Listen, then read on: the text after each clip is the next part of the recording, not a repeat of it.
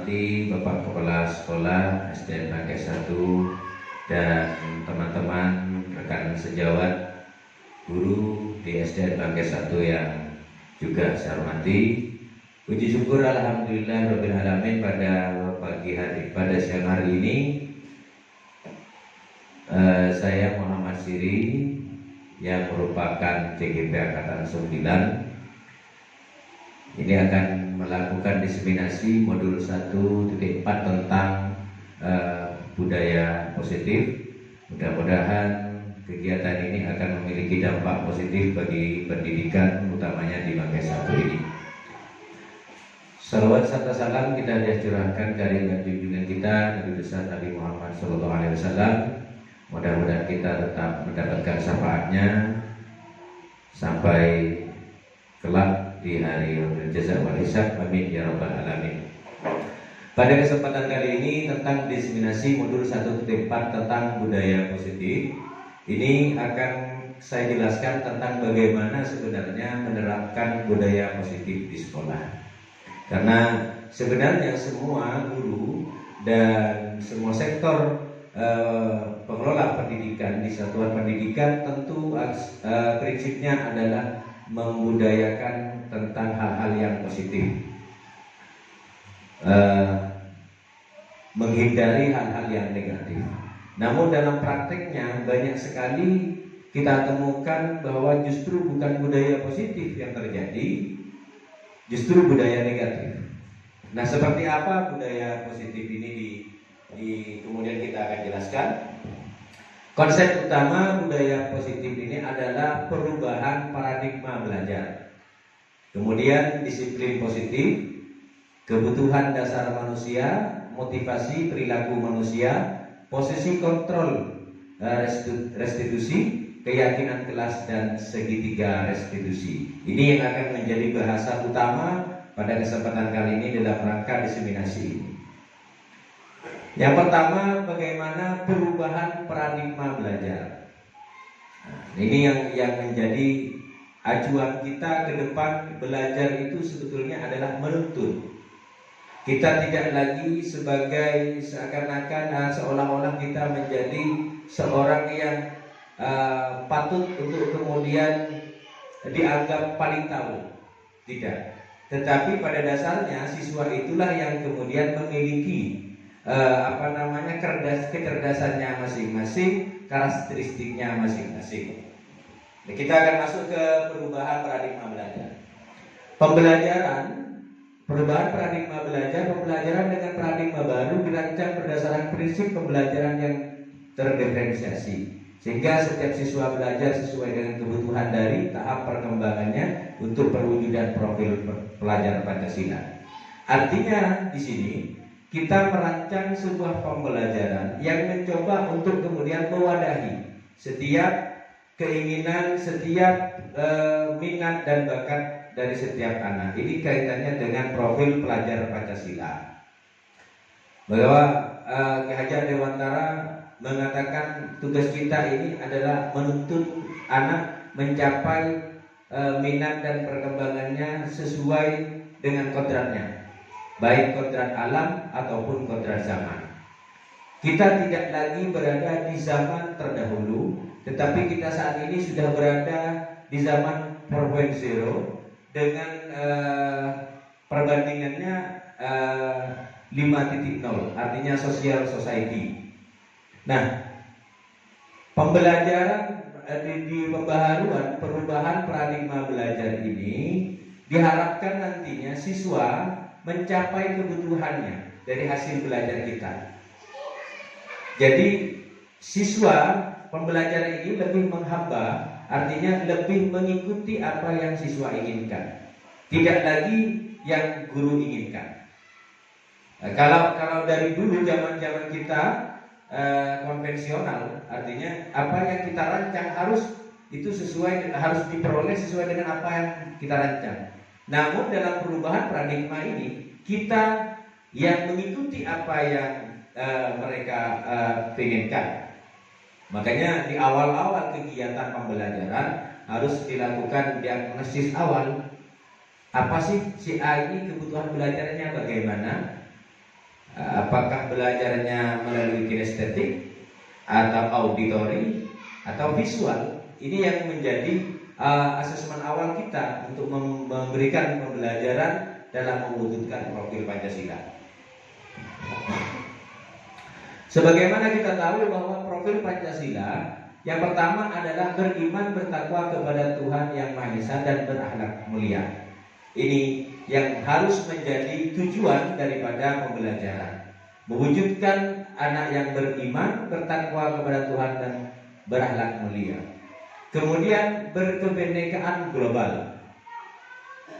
Selanjutnya yaitu mandiri, bergotong royong, bernalar kritis dan kreatif. Ini tujuan akhir daripada kegiatan pembelajaran. Apakah ini harus tercapai semua? Kalau bisa iya. Tetapi jika memang tidak bisa tercapai semua, maka bagian daripada profil pelajar Pancasila ini harus tercapai. Misal, kita membiasakan anak dalam rangka beriman bertakwa kepada Tuhan Yang Maha Esa dan berakhlak mulia. Kemudian budaya positifnya apa?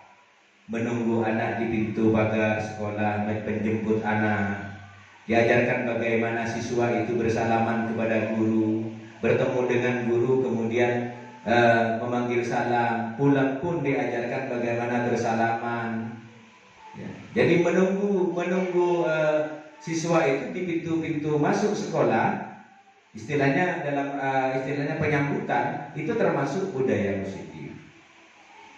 Kemudian berkebinekaan global, artinya di sini mereka mampu memahami perbedaan ras, suku, agama, dan menghargai sebuah perbedaan-perbedaan yang ada di dalam kelas itu sendiri.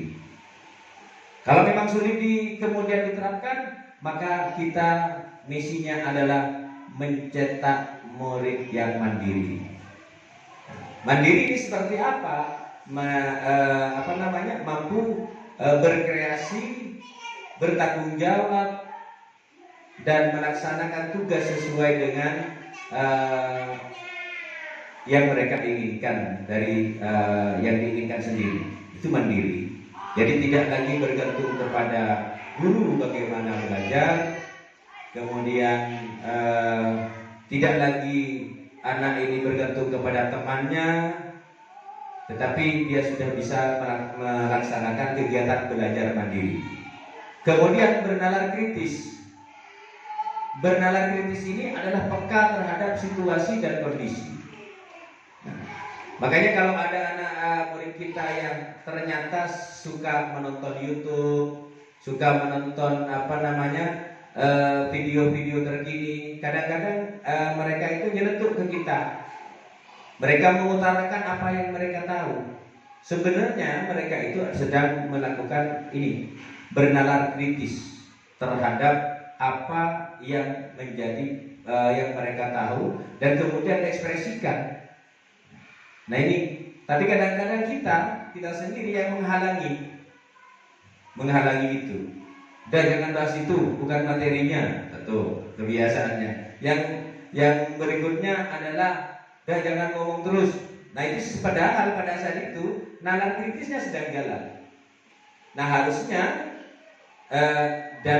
pada saat diagnosis awal, pemetaan terhadap kemampuan anak itu sudah bisa terbaca. Yang ini nih anaknya gini, muridnya gini. Ini sudah bisa terbaca oleh kita.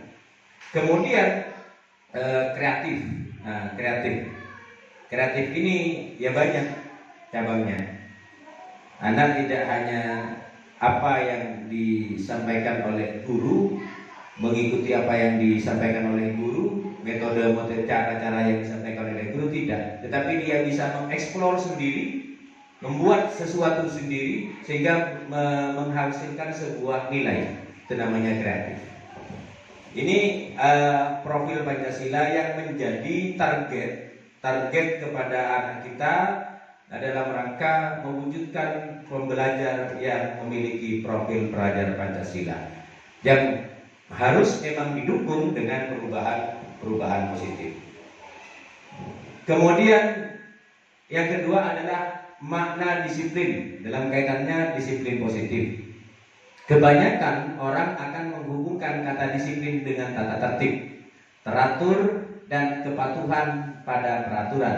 Kata disiplin juga sering dihubungkan dengan hukuman, padahal itu sungguh berbeda. Karena belajar tentang disiplin positif tidak harus dengan memberi hukuman. Justru itu adalah salah satu alternatif terakhir bila dan bila perlu tidak digunakan sama sekali. Jadi yang dimaksud dengan positif itu bukan dampak yang dihasilkan.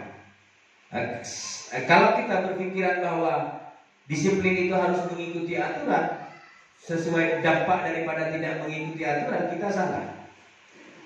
Disiplin positif itu adalah membiasakan diri untuk kita melakukan hal-hal yang positif kepada anak. Seperti tadi contohnya, kalau seragam sekolah misalnya hari Senin pakai putih merah, dibiasakan ke anak-anak.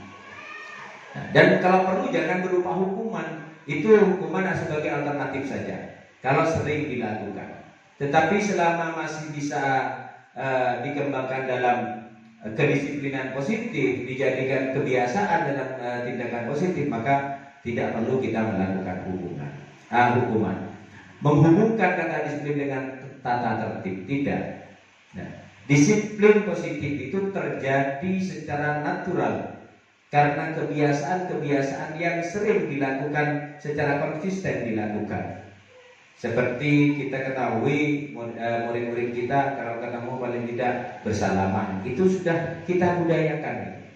Sehingga walaupun kita keluar dari kelas ketemu dengan murid, mau masuk ke kantor kita, murid-murid bersalaman. Berarti kebiasaan positif. Padahal tidak tertulis dalam aturan bahwa jika ketemu dengan guru harus bersalaman, tidak tertulis. Tapi karena kebiasaan positif ini terus kita lakukan, maka akan tercipta kebudayaan disiplin positif ini.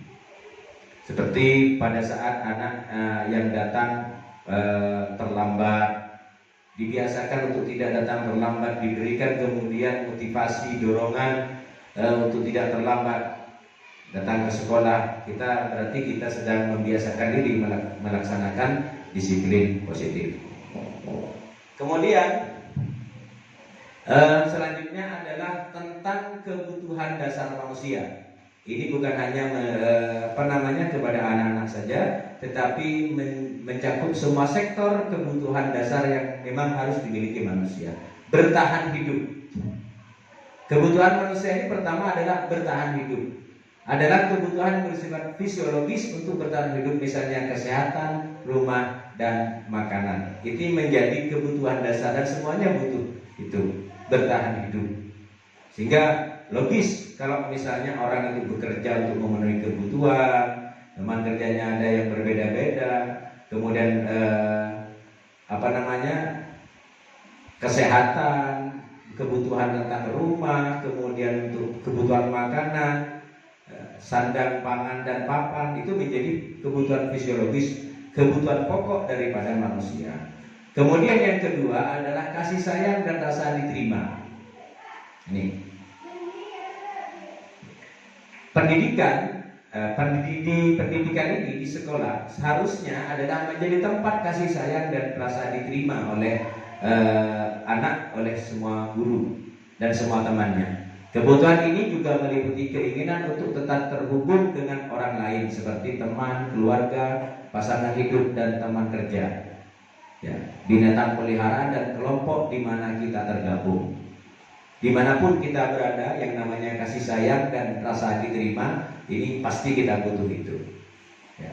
Bayangkan saja kita berada di satu komunitas praktisi seperti ini, dalam satu keluarga bangkai satu, yang kemudian kita merasa tidak diterima. Apa yang terjadi dengan kita dan apa yang kita pikirkan.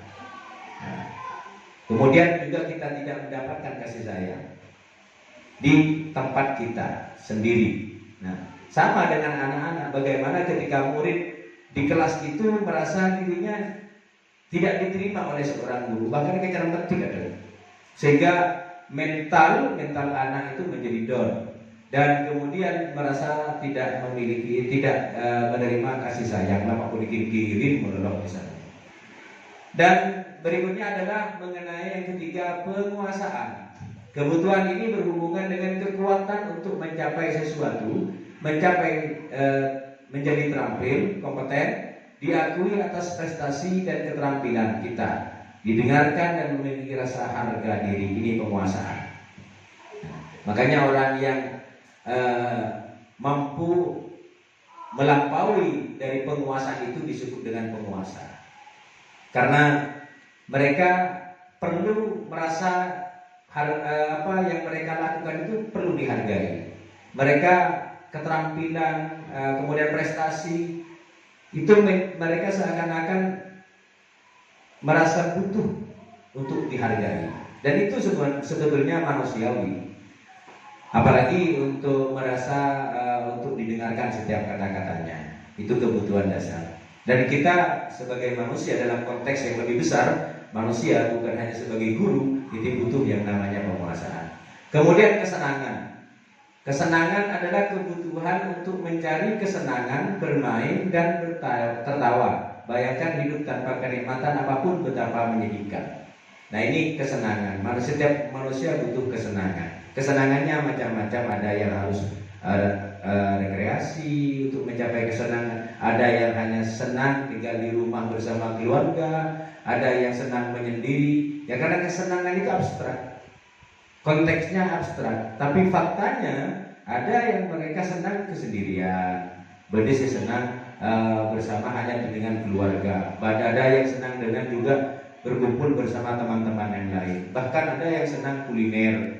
Jadi semacamnya banyak sekali kesenangan itu. Dan itu merupakan kebutuhan dasar dari setiap manusia.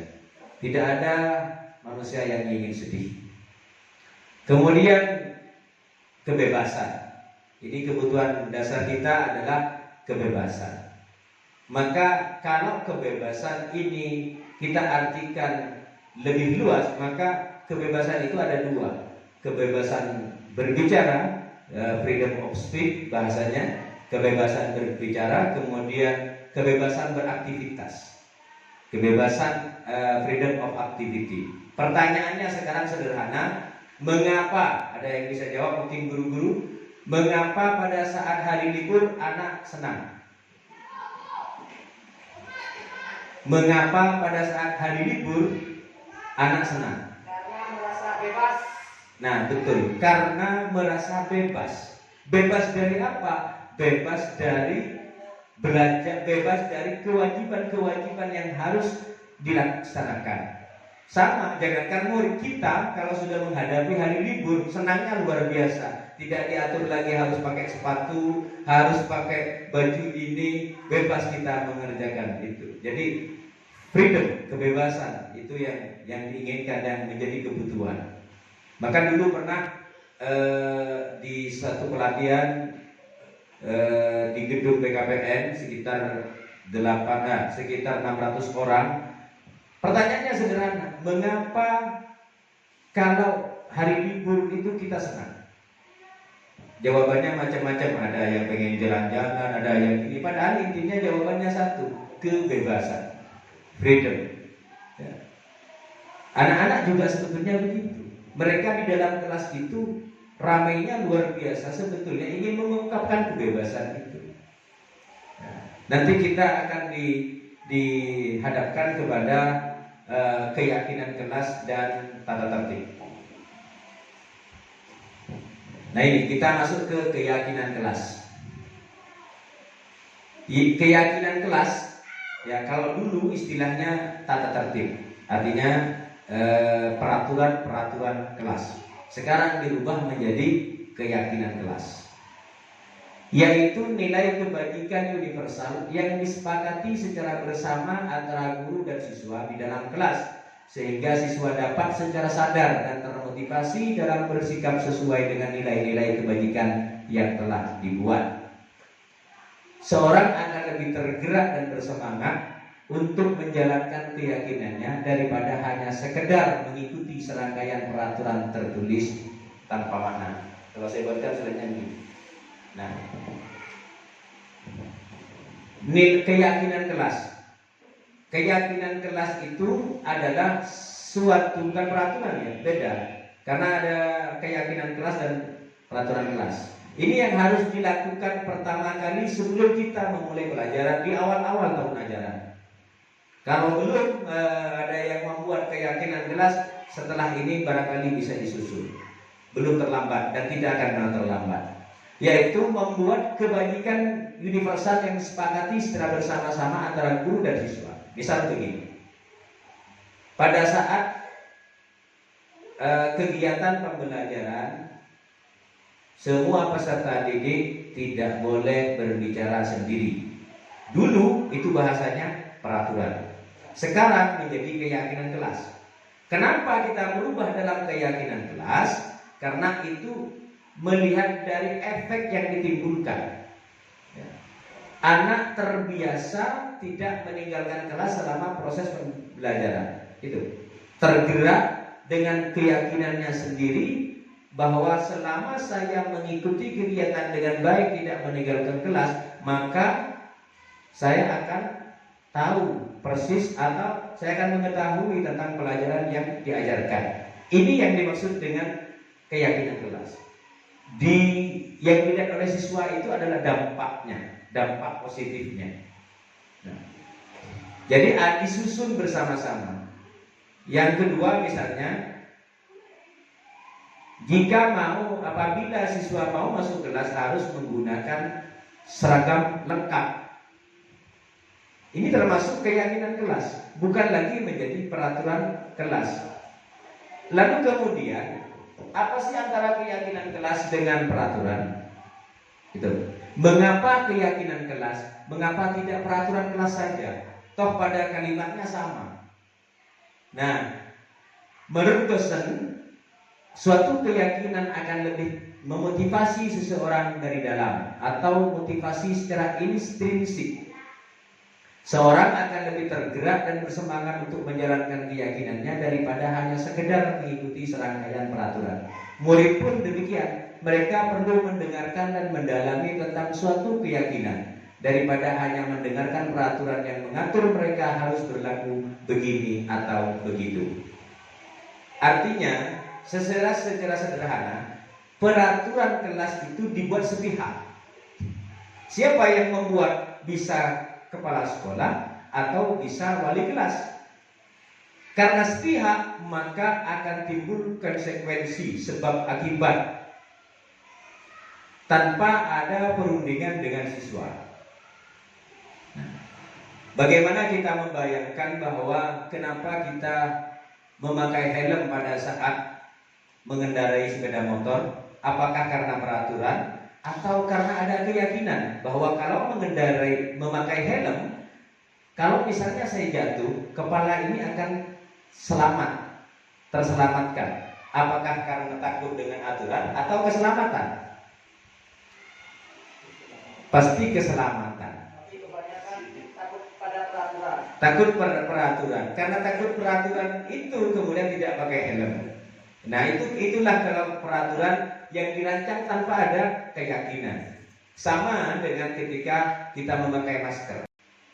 Kita memakai masker walaupun aturannya COVID itu memakai masker bukan hanya takut pada aturannya, tetapi takut berkaitan dengan keselamatan dan kesehatan. Mencuci tangan, memakai sabun, karena kita yakin dengan memakai sabun hasilnya akan lebih bersih. Nah, sama dengan ini. Maka peraturan itu akan menjadi sia-sia karena tidak punya keyakinan, hanya mengikuti saja. Lakukanlah saya itu betul-betulan. Masuk ke kelas harus memakai sepatu. Masuk ke kelas pakai seragam. Tanpa mereka apa sih maknanya memakai sepatu di dalam kelas itu apa? Harusnya kita menjelaskan, memberikan keyakinan itu.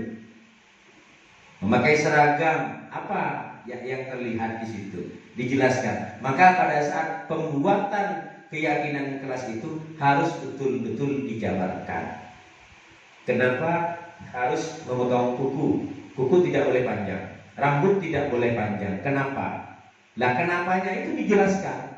Bukan kemudian nempel dinding, masuk kelas kuku harus rapi. Sementara mereka tidak tahu apa sih manfaatnya, apa sih gunanya. Nah, Sehingga dari apa yang mereka ketahui itu, mereka menjadi yakin, oh, kalau kuku saya panjang akan banyak kotoran di dalam kuku yang nanti akan menimbulkan penyakit. Sehingga dengan keyakinan itu mereka otomatis sadar dan menyadari mereka akan memotong kukunya. Nah, itu yang maksud dengan keyakinan. Sama dengan apa yang saya contohkan tadi, bagaimana kita membayangkan seseorang dengan menggunakan helm atas kesadarannya sendiri. Saya dari rumah ke sini tidak mungkin ketemu polisi, tidak mungkin ada yang memberhentikan saya di tengah jalan karena memang bukan jalurnya polisi. Tapi saya yakin kalau saya pakai helm paling tidak aman, tidak panas muka. Kemudian kalau saya terjatuh paling tidak kepala ini terlindungi. Nah, ini karena keyakinan itulah maka saya pakai helm. Ada atau tidaknya polisi, begitu. Nah, sama dengan anak-anak kita kalau diperlakukan seperti itu.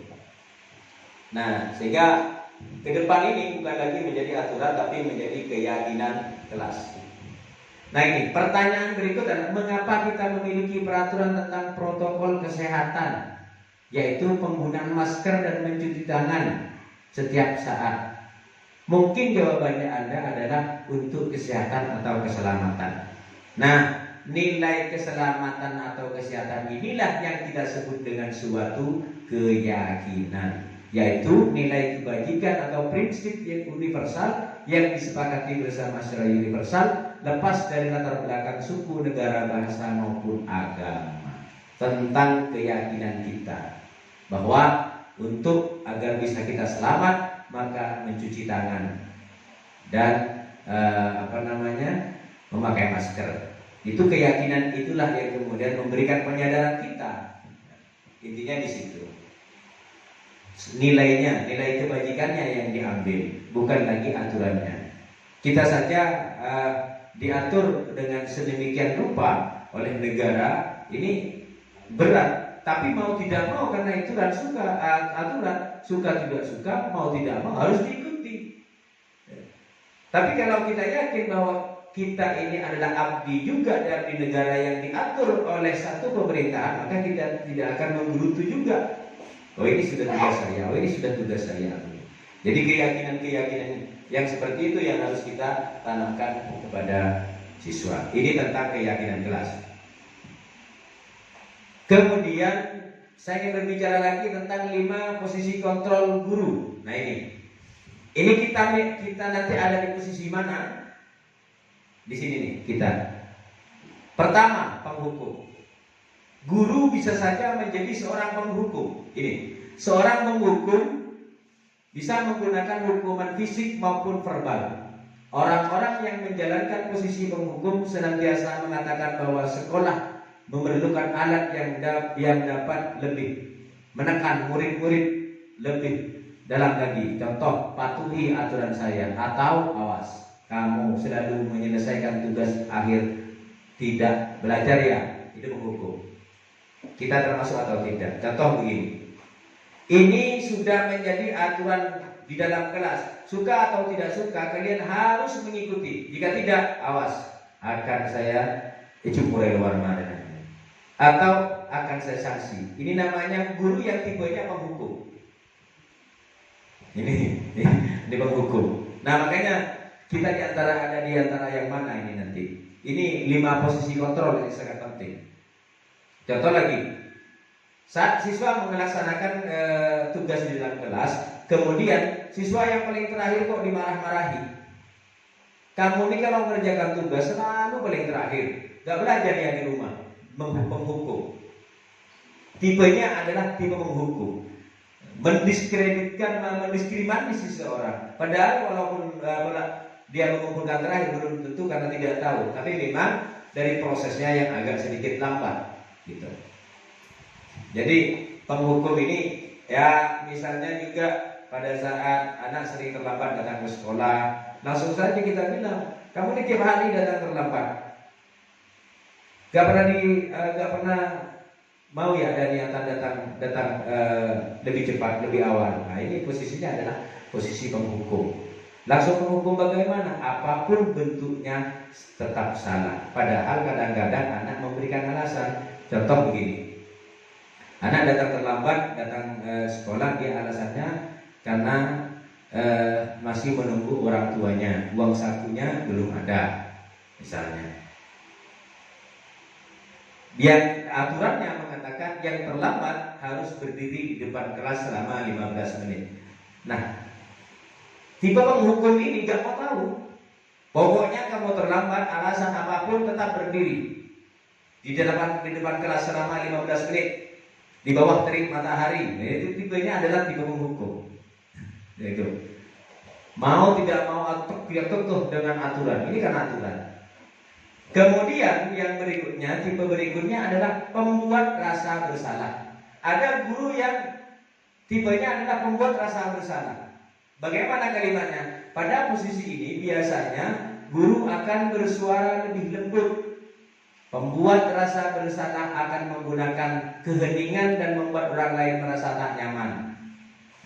Tak nyaman artinya bersalah atau rendah diri. Contoh, berapa kali Bapak harus memberitahu kamu ya? Gimana coba kalau orang tua kamu tahu kamu berbuat begini? Dia anak-anak akan dibuat merasa bersalah. Gimana nanti kalau orang tua kamu tahu? Ini suaranya lembut memang, suaranya agak kasar, tapi dia membuat orang anak itu merasa bersalah. Kamu kemarin ambil uang temannya, gimana kamu kalau orang tuanya tahu? Gimana mereka malu punya anak seperti kamu, misalnya. Itu pembuat rasa bersalah. Atau kalimatnya sederhana, sudah berapa kali Bapak bilang jangan melakukan itu. Nah itu, oh ya Pak, kami minta maaf. Betul memang. Ini membuat anak merasa bersalah. Jadi sering kita lakukan seperti ini kepada anak-anak. Terus kemudian penghukum atau membuat merasa bersalah. Kemudian menjadi posisi kontrol berikutnya adalah menjadi teman. Guru pada posisi ini dapat menyakiti dan tidak akan menyakiti murid, namun akan tetap berupaya mengontrol murid melalui persuasif istilahnya. Contoh ya sudah kali ini tidak apa-apa, nanti ibu atau bapak bereskan. Ayo bantulah demi bapak ya. Ayo ingat tidak bantuan bapak selama ini. Nah ini menjadi teman. Jadi kesalahan anak itu tidak semata-mata kemudian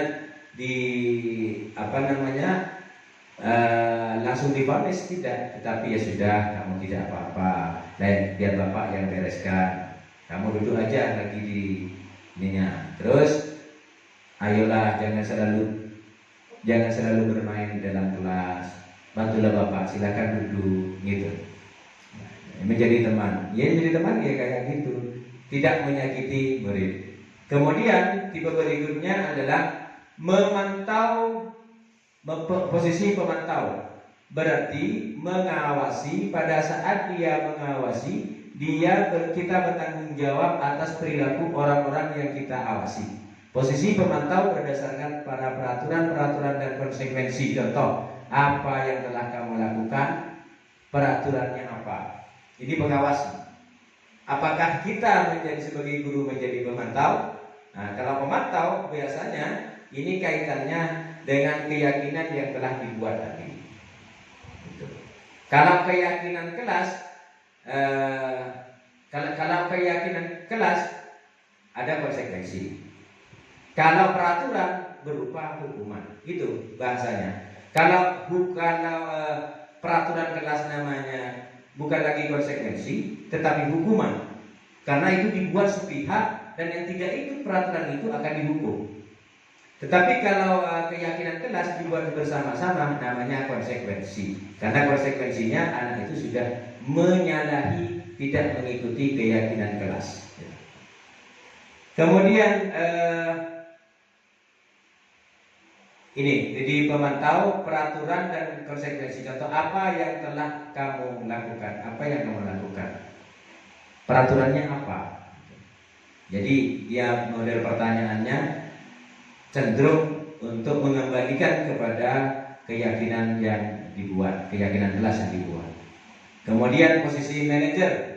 Manajer adalah posisi di mana guru berbuat sesuatu dengan murid, mempersilahkan murid mempertanggungjawabkan perilakunya, menemukan murid agar dapat menemukan solusi atas permasalahannya sendiri. Contoh, apa yang kita yakini, apakah kamu meyakini, apa rencana kamu untuk memperbaiki. Ini manajer. Contoh, saya contohkan sekarang, ada seorang anak yang di dalam kelas sering mengganggu temannya. Jadi dia dipanggil ke depan, Doni, silakan ke sini. Nah, dia tidak marah. Nah, manajer ini tidak marah. Bagaimana dia pertanyaannya? Doni, kamu tahu nggak keyakinan kelasnya seperti apa? Apa yang kamu yakini? Ya Pak, apa keyakinan kelasnya? Keyakinan kelas bahwa setiap siswa tidak boleh mengganggu temannya pada saat kegiatan belajar. Itu keyakinan kelas yang dibuat. Terus, kamu akan bagaimana, Doni? Apakah kamu yakin dengan keyakinan kerja? Yakin Bapak, saya tidak akan mengulangi kembali tidak akan mengulangi kembali. Saya tidak akan mengganggu teman-teman saya lagi. Nah, itu namanya keyakinan. Nah, terus, apa rencana kamu untuk memperbaikinya? Jadi solusi masalahnya dan solusinya diberikan kepada itu siswa yang bermasalah ini. Ini manajer namanya. Apa solusinya? Saya akan lebih banyak untuk belajar di dalam kelas, kemudian menciptakan suasana yang baik terhadap teman. Apa kamu yakin dengan keyakinan kamu? Ya, terima kasih Doni. Semoga kamu dapat melaksanakan dengan baik. Nah, itu namanya manajer. Nah, kita ini ada di mana ini? Apa di penghukum, ada di pembuat rasa bersalah, apa di pada teman, atau pemantau, atau manajer? Nah, ini ada di pada diri kita masing-masing. Nah, ya. Nah, itu. Maka ini dalam lingkup kecil ya, keyakinan kelas. Kalau beda lagi kalau keyakinan sekolah. Keyakinan sekolahnya, anak sekolah mengatakan bahwa setiap siswa jika ke sekolah harus memakai seragam lengkap, termasuk sepatu, ikat pinggang, dan topi. Ini keyakinan kelas. Disepakati oleh semua siswa, baik. Nah, pada saat mereka tidak memakai sepatu ataupun seragam, nah, posisi ini loh kita pilih mau di mana, apa menjadi penghukum, apa mau menjadi pembuat rasa bersalah sehingga anak ini akan terus minder. Risiko pembuat rasa bersalah ini anak akan menjadi minder, menjadi teman. Nah, juga begitu, semuanya penuh dengan konsekuensi.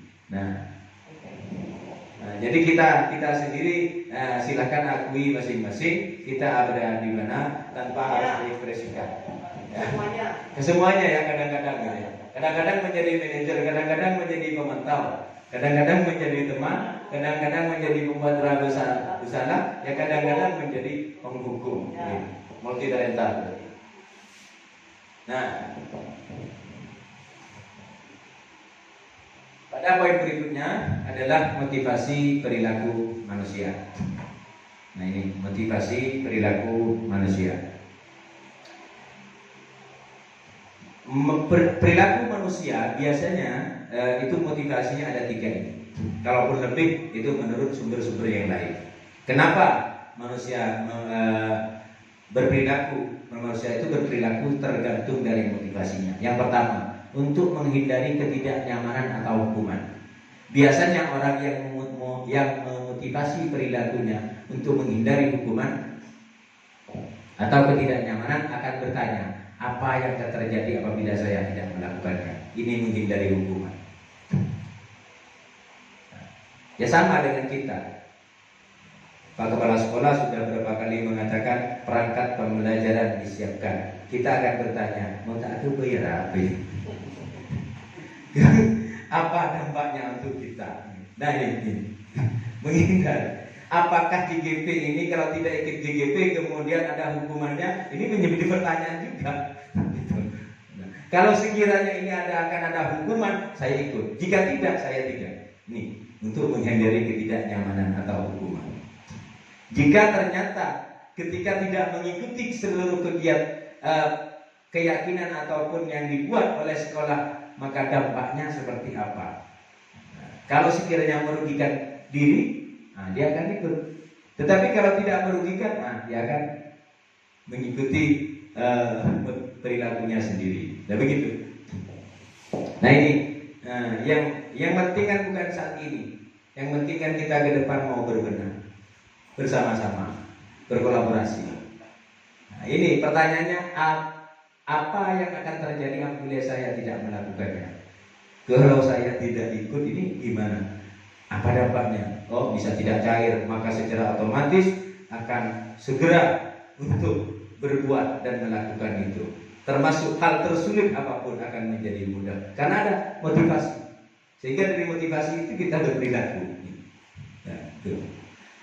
Kalau misalnya ada sekarang aturan terbaru yang tidak punya sertifikat CGP, maka tidak boleh ikut sertifikasi. Kira-kira yang belum sertifikasi ikut atau tidak? Ikut. Pasti ikut, walaupun diam-diam. Ada Pak yang ikut diam-diam, Pak?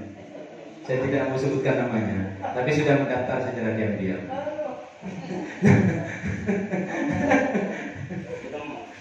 Ada. Karena tahu konsekuensi logis nanti itu apa gitu. Yaitu menghindari ketidaknyamanan. Ya, ikut. Kemudian untuk mendapatkan imbalan atau penghargaan dari orang lain, ini teori motivasi perilaku manusia. Ini motivasi perilaku manusia dimotivasi oleh ingin mendapatkan imbalan atau penghargaan dari orang lain. Orang dengan motivasi ini akan bertanya, apa yang akan saya dapatkan apabila saya melakukannya? Saya dapat apa kalau melakukan? Bukan dapat apa-apa, tidak usah. Nah, nanti kalau kamu melakukan ini dapat bonus, dapat tunjangan ini, semua saya melakukan itu. Saya ikut karena imbalan. Ya. Jadi ada motivasi itu. Gitu. Mereka melakukan sebuah tindakan untuk mendapatkan pujian dari orang lain yang menurut mereka penting dan mereka letakkan dalam dunia berkualitas mereka. Nah, itu penghargaan. Jadi ingin mendapatkan imbalan atau penghargaan itu. Kenapa orang-orang mau bekerja kepada orang lain? Karena imbalan. Kalau mereka tidak mau karena imbalan, pasti kerjanya yang tidak dibayar. Gitu. Nah, mendapatkan imbalan atau penghargaan dari orang lain. Kemudian motivasi perilaku manusia yang ketiga adalah untuk menjadi orang yang mereka inginkan dan menghargai diri sendiri dengan nilai-nilai yang mereka percaya. Orang dengan motivasi ini akan bertanya, akan menjadi orang yang seperti apa saya kalau melakukannya? Mereka melakukan sesuatu karena nilai-nilai yang mereka yakini dan hargai. Dan mereka melakukannya karena mereka ingin menjadi orang yang melakukan nilai yang mereka yakini tersebut. Contoh sederhana. Kenapa kita ikut tes CPNS dulu? Karena kita yakin kalau sudah lulus CPNS, tes itu kita akan menjadi PNS. Itu keyakinannya. Sehingga kita ikut. Akan seperti apa saya kalau ikut ini? Nah, itu. Jadi 3 dasar teori ini, motivasi perilaku ini yang ada dalam diri kita. Dari ke dalam diri manusia secara umum universal bahwa motivasi perilaku manusia ada 3 faktor. Ada 3 faktor utama. Yang mana kita di antara yang 3 ini, ataupun bisa 3-3-nya atau tidak sama sekali. Ini kan teori. Nah, dari ketiga motivasi perilaku manusia ini, ya paling tidak kita tahu kenapa kita berbuat. Kenapa kita harus berbuat? Kita meyakini apa dalam perbuatan itu? Kita yakini apa tentang apa yang kita lakukan? Kalau memang tidak ada keyakinan dengan apa yang kita lakukan, maka jangan sampai apa yang kita lakukan itu menjadi sia-sia. Ini bagian akhir segitiga restitusi. Ini yang tadi saya contohkan dalam menghadapi siswa bermasalah, maka gunakanlah rumus rumusan daripada segitiga restitusi. Segitiga restitusi adalah suatu proses dialog yang dijalankan oleh guru atau orang tua agar dapat menghasilkan murid yang mandiri dan bertanggung jawab. Pertama adalah menstabilkan identitas. Setiap orang pasti pernah melakukan kesalahan. Kamu bukan satu-satunya orang yang pernah melakukan ini. Nanti saya simulasikan dalam bentuk contoh. Kemudian yang kedua, validasi tindakan yang salah. Kamu tahu, kamu tentu punya alasan mengapa melakukan itu. Adakah cara yang lebih efektif untuk menerapkan apa yang kamu butuhkan? Kemudian yang terakhir adalah menanyakan keyakinan. Keyakinan kelas apa yang telah kita sepakati? Kamu ingin menjadi orang yang seperti apa? Dalam segitiga restitusi ini yang digunakan oleh guru pada saat kegiatan proses belajar mengajar. Simulasi contohnya adalah ada yang namanya siswa kita yang sering datang terlambat ke sekolah. Nah, saat di pintu yang namanya Ani misalnya, Fatin katakanlah, namanya Fatin, dia datang terlambat ke sekolah. Lalu kita lakukan pertama adalah menstabilkan identitasnya dulu. Bagaimana caranya? Fatin, kenapa kamu terlambat? Itu. Sedia menyampaikan ini terlambat Bapak karena tadi mau berangkat. Kemudian sepatu saya masih jebol bagian bawahnya sehingga masih jilid dan sampai ke sekolah ternyata saya terlambat. Maka kita apa yang kita lakukan? Kita berikan kita menstabilkan identitasnya dulu. Gak apa-apa Fatin, setiap orang pasti pernah melakukan kesalahan dan kamu bukan satu-satunya yang terlambat begini. Nah ini menstabilkan dulu. Dibuat anak itu tidak takut dengan kita. Dibuat anak itu seakan-akan dia ada pembelaan. Nah yang namanya menstabilkan identitasnya. Namun setelah itu kita lakukan lagi dengan validasi tindakan yang salah. Fatin, tapi kamu kan punya alasan. Kenapa kamu bisa terlambat begitu? Ya tadi disampaikan lagi sama Fatin. Saya Pak karena ada ini Pak, ini semacamnya. Nah, cara yang memvalidasi tindakan yang salah ini terus diulang kepada anak itu. Kamu tentu punya alasan mengapa kamu melakukan itu. Jangan kita mengacukan alasan. Jangan sampai kita, kamu bohong, kamu mengada-ada. Jangan. Nah, tapi biarkan mereka menyampaikan dan kita tanyakan lagi, adakah cara yang lebih efektif untuk merapatkan apa yang kamu butuhkan, mendapatkan apa yang kamu butuhkan. Ya Bapak, saya tidak akan terlambat lagi. Saya berusaha untuk sebaik mungkin untuk datang sebelum jam masuk. Nah ini.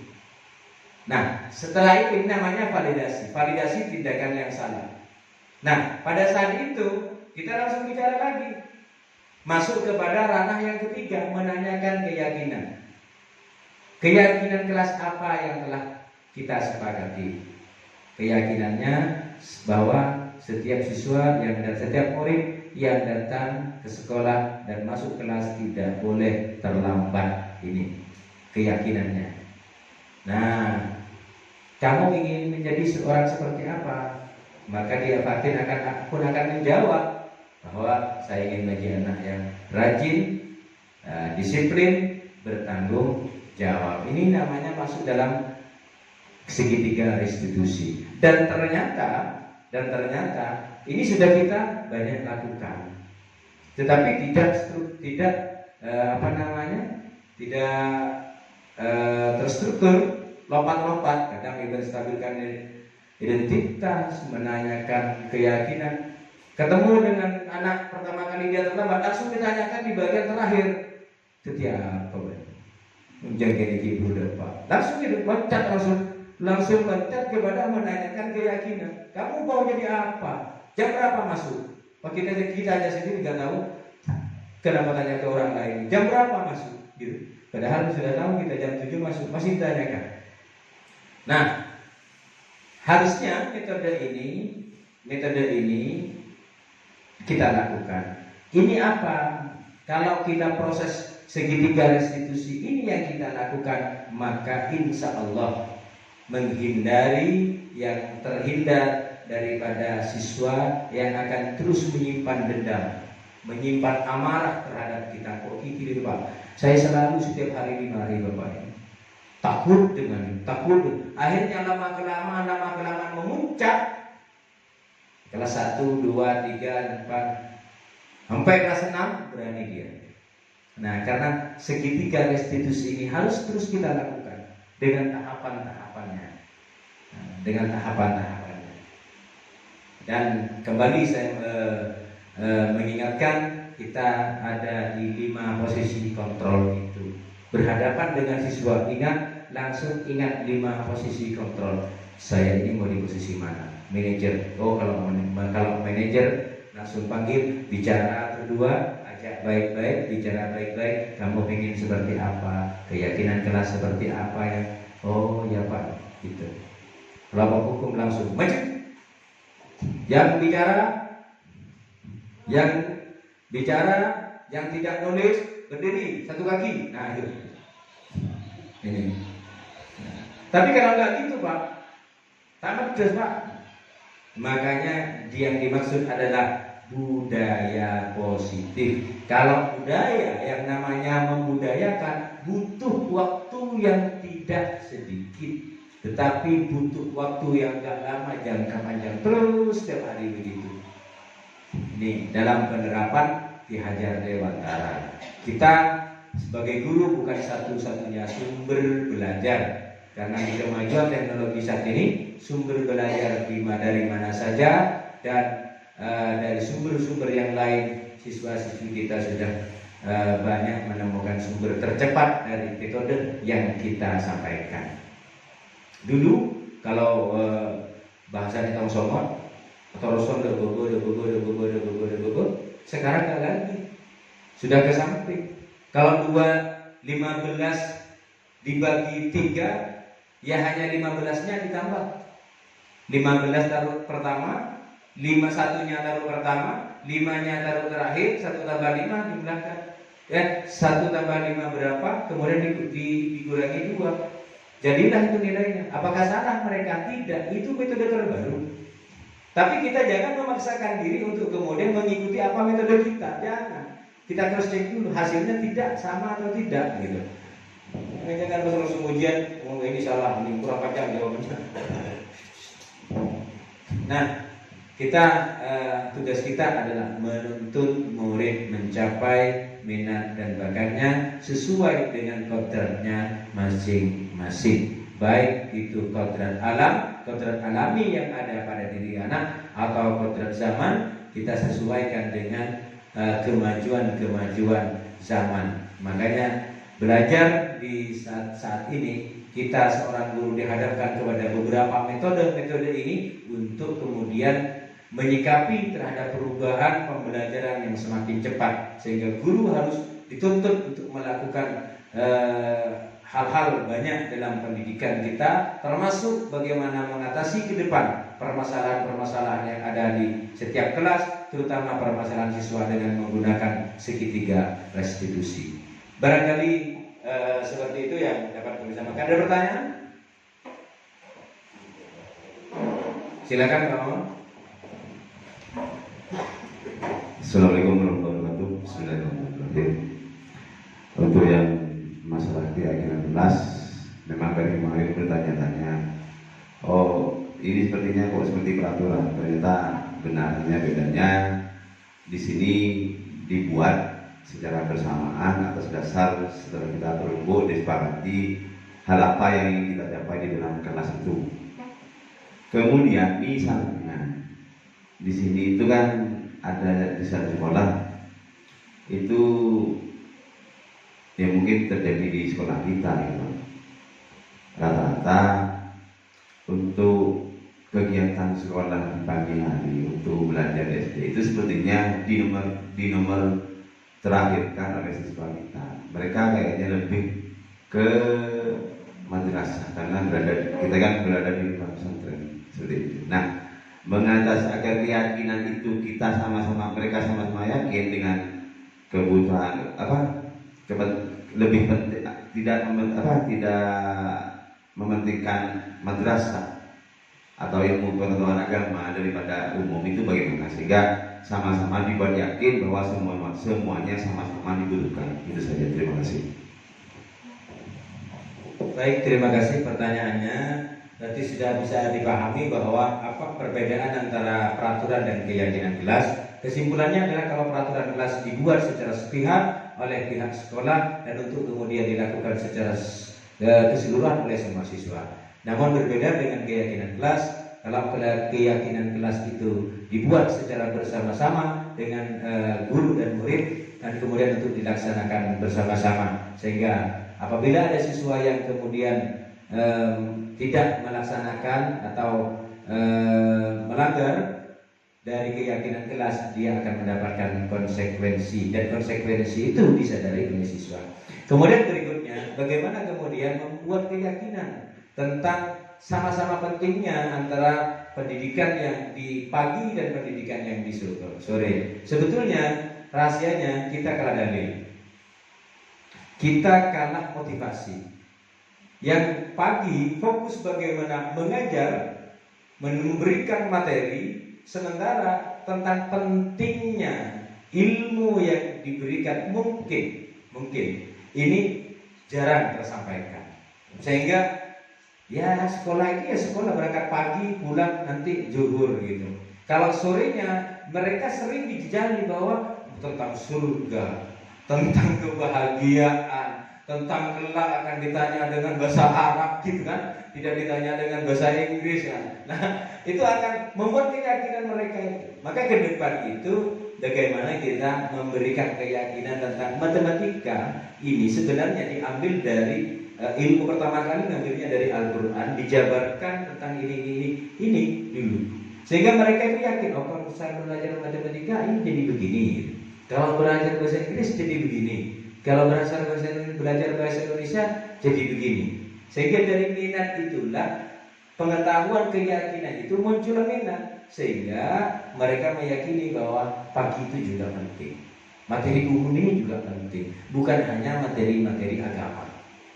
Nah, dari itulah salah satu caranya adalah kita lakukan budaya positif dengan memberikan penjelasan lebih detail, memberikan keyakinan bahwa apa sih gunanya kita belajar matematika, belajar bagaimana ilmu IPA, belajar bagaimana kesehatan, PJOK.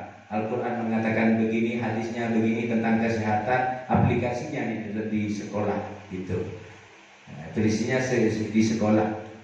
Jadi ada dalil-dalilnya, sehingga jelas mereka menimbulkan keyakinan dirinya bahwa oh ternyata saya belajar ini untuk mengetahui. Jadi menjadi motivasi tersendiri.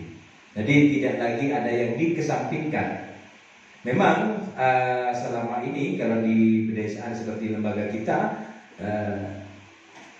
lebih baik sekolah sore daripada tidak sekolah sore. Kalau sekolah pagi lebih baik libur katanya, kan sampai seperti itu. Karena mereka keyakinannya tentang kalau nanti kalian itu pintar sholatnya, belajar di madrasah, nanti mati masuk surga, gitu keyakinan. Sementara yang matematika, yang bahasa tidak disampaikan juga gitu. Kalau pintar bahasa Indonesia, nanti yang begini-begini. Jadi keyakinannya yang anak-anak gak percaya Pak, iya hari ini, mungkin besok, mungkin lusa, mungkin lusanya lagi. Karena ini namanya kita membudayakan, membiasakan. Mudah-mudahan pemikiran-pemikiran anak-anak kita akan terus berubah, mengalami perubahan paradigma, sehingga lembaga pendidikan pagi dan sore atau pendidikan umum dan pendidikan agama akan menjadi semua hal-hal yang sama-sama penting gitu. Tidak ada pertanyaan lagi ya? Cukup ya? Cukup. Siap. Oh, berarti intinya juga dimunculkan keyakinan bahwa ilmu pengetahuan kita yang secara umum itu tidak hanya menjajarkan ilmu, tapi juga diberi penjelasan bahwa ilmu pengetahuan yang umum itu juga penting karena juga sama-sama menunjang dalam kehidupan kita. Jadi mereka sama-samaan Pak ya. Jadi sama-sama di pikiran mereka yakin bahwa semua ilmu itu penting sehingga bisa dimanfaatkan untuk kita di kehidupan sehari-hari. Seperti itu. Semua berjalan. Ya seperti itu Pak, luar biasa. Tepuk tangan untuk Alhamdulillah. Mari ke depan kita kembali ke jalan yang benar dengan membudayakan budaya positif di sekolah. Mudah-mudahan materi ini akan bermanfaat untuk kita semua dan dapat diaplikasikan, dapat direalisasikan di lembaga kita mulai hari ini dan masa-masa yang akan datang. Demikian dari saya pribadi, Muhammad Siri dari CGP Angkatan 9 dari Kabupaten Pamekasan. Yang utamanya dari SDN Bangkai 1 ini, apabila ada kesalahan dan kekurangan ataupun penjelasan yang kurang penting, nanti kita lanjutkan di forum-forum berikutnya. Akhirnya, Assalamualaikum warahmatullahi wabarakatuh. Waalaikumsalam warahmatullahi wabarakatuh.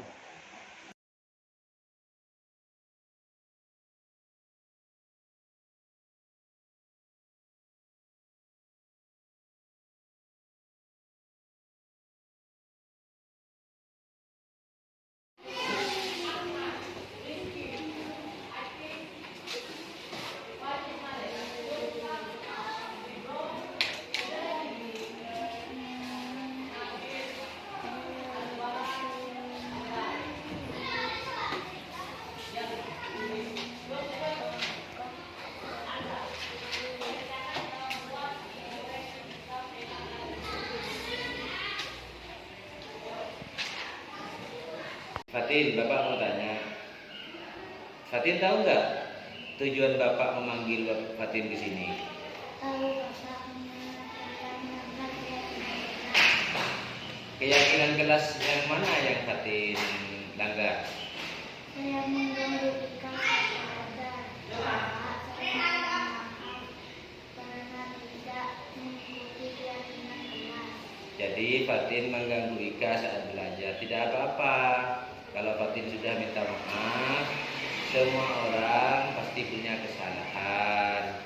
Bukan hanya Fatin saja yang berbuat seperti itu, banyak yang lain yang berbuat seperti itu, ya.